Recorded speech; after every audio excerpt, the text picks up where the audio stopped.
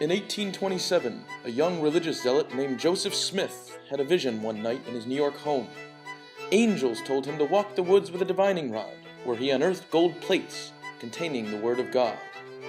Though they bore a remarkable resemblance to the Ten Commandments and existing biblical stories, he decided to write his own book and amassed a large following. When Smith was killed by an angry mob in 1844 in Illinois, Brigham Young led the Mormon faithful on a westward trek until they settled in what would one day be the great state of Utah. The current-day Church of Jesus Christ of Latter-day Saints now has 13 million members, owns most of Salt Lake City, and is respected by almost everyone worldwide. It's a monument to people's stupidity.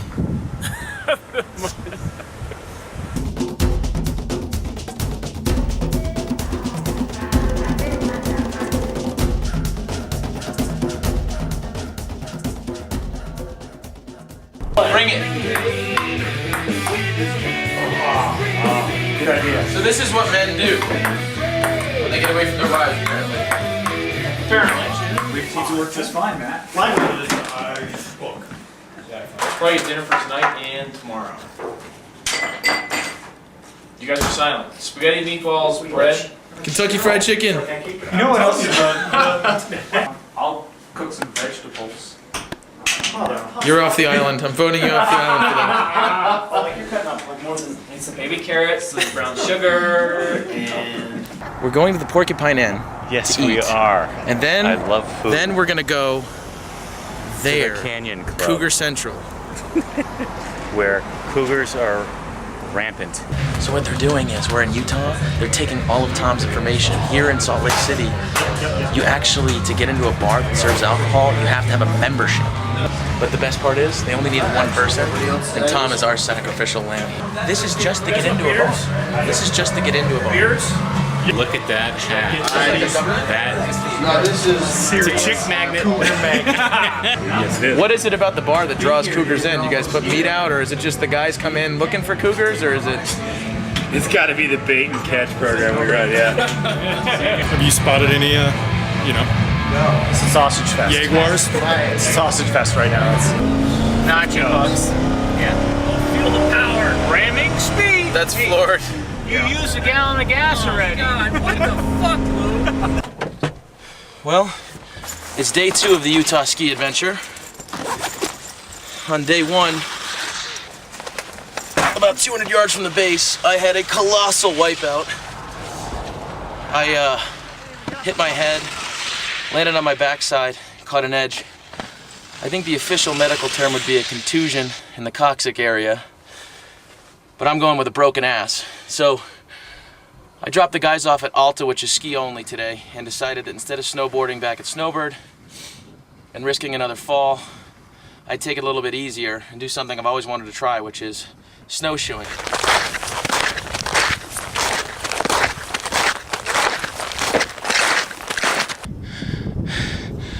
You have to convince yourself that you're not really this out of shape. We're about 9,000 feet, so you get a lot more out of breath a lot quicker here. I want to get to the top. It looks like there's only one way up, and that's straight up. I don't know if these snowshoes can handle it, but as I always say, in the spirit of uncalculated risks, there's only one way to find out. I couldn't make it up through the trees. It was about 4.5 feet deep. I was sinking all the way through. Anywhere that the trees clump together, it just piles of snow really high. There's a thin layer of crust on top, and even with these snowshoes, you just punch right through. So I'm gonna try up the slope behind me. I took a really dumb, uncalculated risk. Always good for one on every Jordan Brothers episode. And as you can see behind me, straight down into a bowl. One small lip about 200 feet, 300 feet down. Without an ice axe, you can't self-arrest. And if you try to put your feet down, you'll end up end over end. You can break your neck. I didn't realize just how steep it was until I got up here. About halfway up, I hit the point of no return, where if I started sliding, I'd probably hit 30 to 40 miles an hour, if not faster.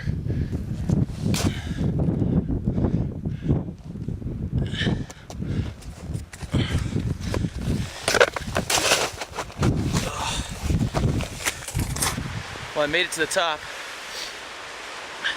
Looks like there's a snowstorm coming in. I'm probably up about 10,000 feet. It was really scary near the top.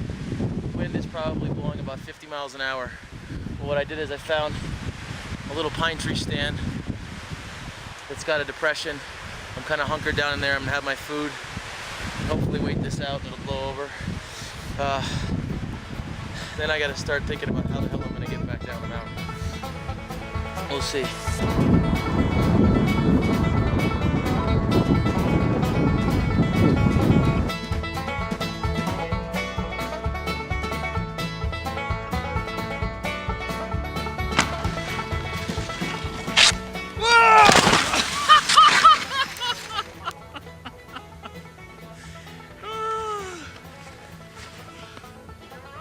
Nice!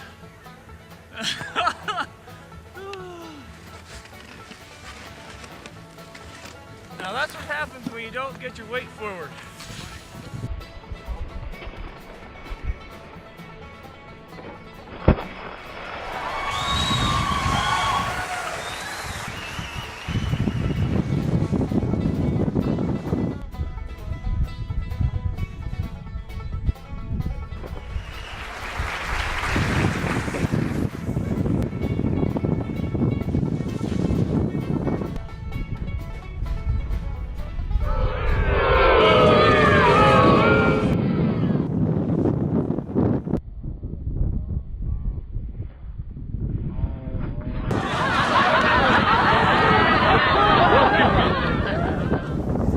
That's what I call talent.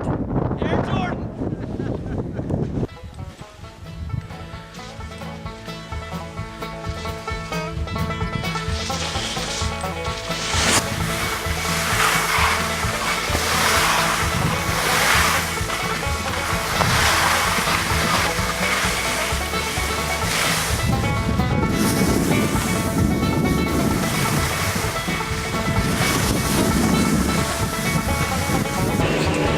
And soup! There's plenty of room with music.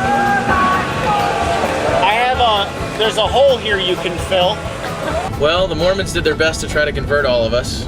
We stopped off at Temple Square because no ski trip to Utah would be complete without a trip to the Raccoon Lodge. What was your favorite part of it, guys? Skirts. Those tight little buns. Now. Don't be rude to the sisters. I thought the temple was pretty cool. 9-foot walls at the bottom. Yeah. Thick. Yeah. The, Not inches. The tabernacle was pretty cool with that blue background and that big old organ. That was pretty good. I liked Epcot Center. That's the is that the tabernacle? Yeah. Epcot Center looking thing. Yeah, it was pretty good. How does it make you feel to know that we haven't seen even a dusting of powder yet, and now it's snowing everywhere in the mountains on the way to the airport? Makes me just want to rip out my balls. Jesus Christ. Making it tough for the editor. We got cops up here, so hide the beers. Better drink fast.